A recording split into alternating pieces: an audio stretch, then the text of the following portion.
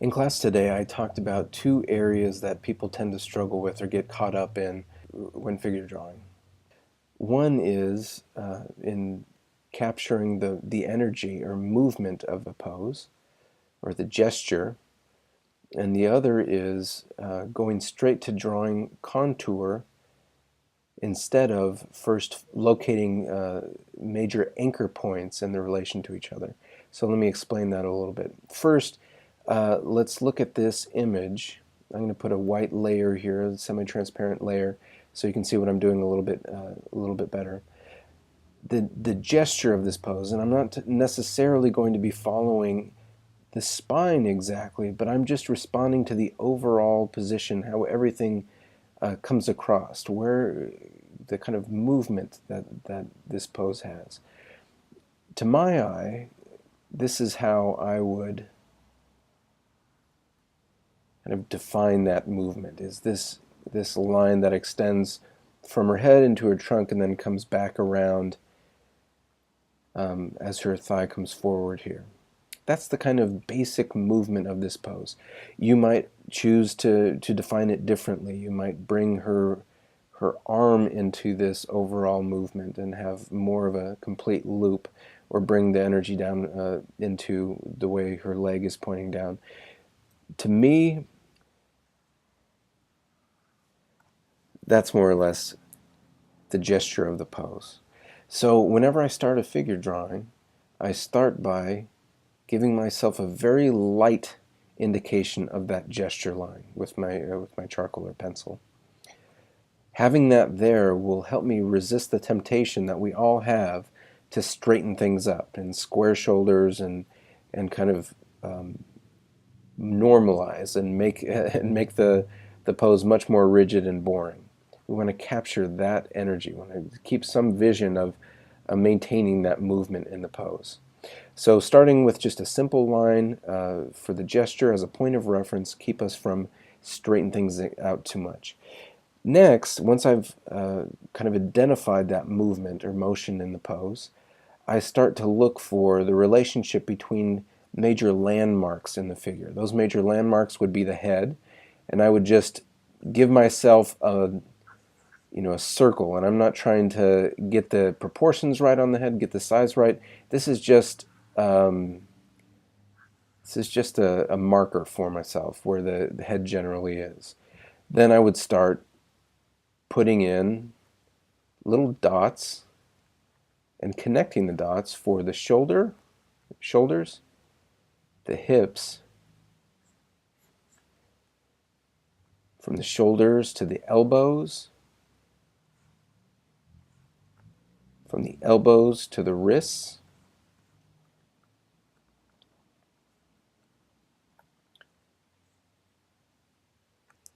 from the hips to the knees. With my pencil or charcoal or whatever I'm using to draw, I'm actually making very subtle lines and marks to keep track of where these major landmarks are. The reason I do that is because that's much easier to see than trying to go straight to these contour lines and figure out where those are to accurately reproduce those contour lines. You'll notice that the contour lines are actually very complex. If I take those marks out, look at the contour line here. If I were to try to go straight to drawing that, this is what I'm looking at, trying to reproduce a very complex shape. Right? We've got this arm is much shorter because it's foreshortened, much shorter than this arm. We've got this back leg that's also foreshortened, very irregular shape as it intersects with the other leg. There's a lot of complexity here that's going to be very hard to reproduce accurately. So instead of trying to do that, it's actually very, very difficult to work that way. Instead of trying to go straight to the contour lines, starting instead by identifying these landmarks is much simpler. Another reason to work this way is psychological. It's much easier to move around dots and lines than it is if you establish a really complex shape, you're going to be much more resistant to moving that, to erasing it and moving it over a half an inch if need be. So it's a way to keep ourselves from getting too protective of our drawing too soon before we're ready to start establishing the details. Okay, so I've got my landmarks. It's much easier to see things this simply, right? So I can see that this shoulder is a little bit further down and to the left in relation to that shoulder. I can see that these elbows, this distance between this shoulder and this elbow, is actually much less than this shoulder and this elbow because it's foreshortened, it's going away from us. So being able to see the relationship between those dots is going to help me get that foreshortening accurate. Whereas if I tried to just draw that from the contour line, usually I'm going to make that much longer than I actually see it visually because my mind's going to want to fill in that information and show the full arm. Right? So I can see that this elbow is down and to the left of this elbow. Also, the distance between this elbow and this wrist is a lot shorter than this elbow and this wrist for the same reasons, because it's fairly dramatically foreshortened. So being able to notice those distances between the landmarks is another way that's going to help us deal with the complexity of foreshortening. Also being able to see that this wrist is very close to this knee and also very close to the back knee, right? That's going to help us deal with the foreshortening of this back leg. So there's a lot of problems that come into mind when we try to deal with foreshortening because it's very complicated. It depends on how much of an angle that leg is or the arm is going away from us. So we can avoid all those problems or all that complexity by just focusing on the relationship between these landmarks. Okay, so this wrist is close to that knee. I can see the majority of this distance between this knee and this ankle, and this knee and that ankle. And if I turn the image off, what I'm left with is a fairly accurate representation of that pose. Let me fill these lines in a little bit more so we can see that better.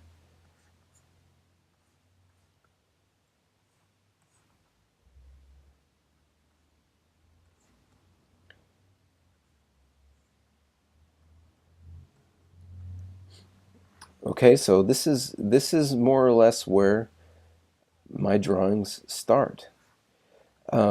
As I develop this stick figure, I might be fleshing out the drawing a little bit. But for the most part, I stay pretty simple at the beginning of a drawing. Again, because if I get to those contour lines too soon, the temptation is to want to develop detail when I'm not ready, when I don't have the proportions and relationships right. It's all about relationships.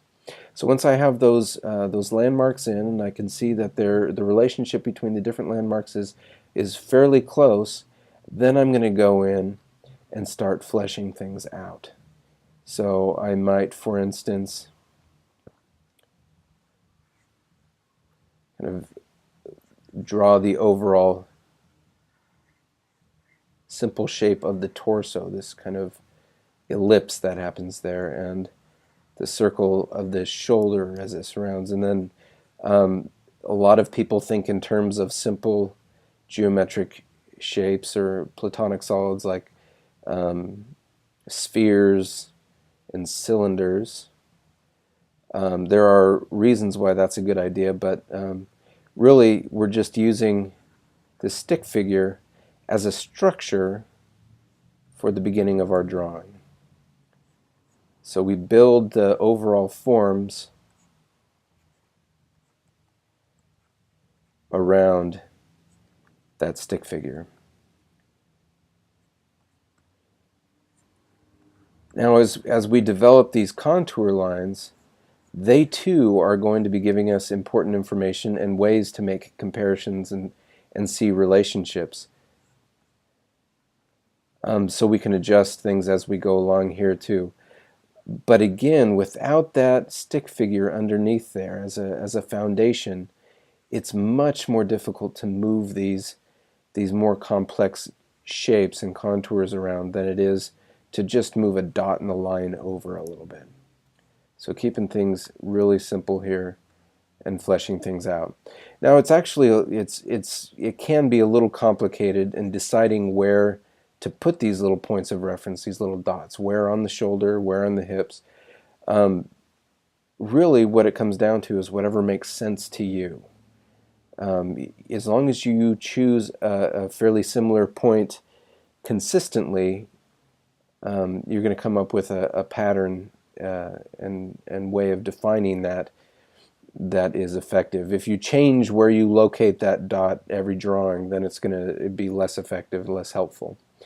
Okay, so if I turn the image off there, you can see that, I mean, obviously I'm working directly from this image, but this is more or less how I would draw if I were drawing just on a regular piece of paper. Let's see if I can see that. Okay, so you can kind of see how this underlying stick figure is informing my decisions on where to put those more complicated shapes. Then once I have the shapes figured out a little bit more, then I'm going to go start trying to define those contour lines more specifically and find, you know, very subtle dips and curves, and they're going to be in the right place. I've got much more confidence now that I've located those contour lines in the correct location, that the main features are the right proportion, I've got the foreshortening right. It just gives you a lot more accuracy and security, that knowing that you've got things blocked in basically right. So hopefully that wasn't too wordy, but you get the basic idea. One way to practice this is to go take a piece of tracing paper and just look through a magazine, a fashion magazine or whatever, and find images of people and practice just going in and marking little dots and lines, connecting the dots. And start noticing the relationship between these lines that happen between the dots. Start thinking in terms of the relationships between these anchor points on the figure. If you can start training your eye to see those in terms of the relationship between anchor points, instead of being overwhelmed by this very complicated contour shape, I guarantee you it's going to be much easier to approach figure drawing.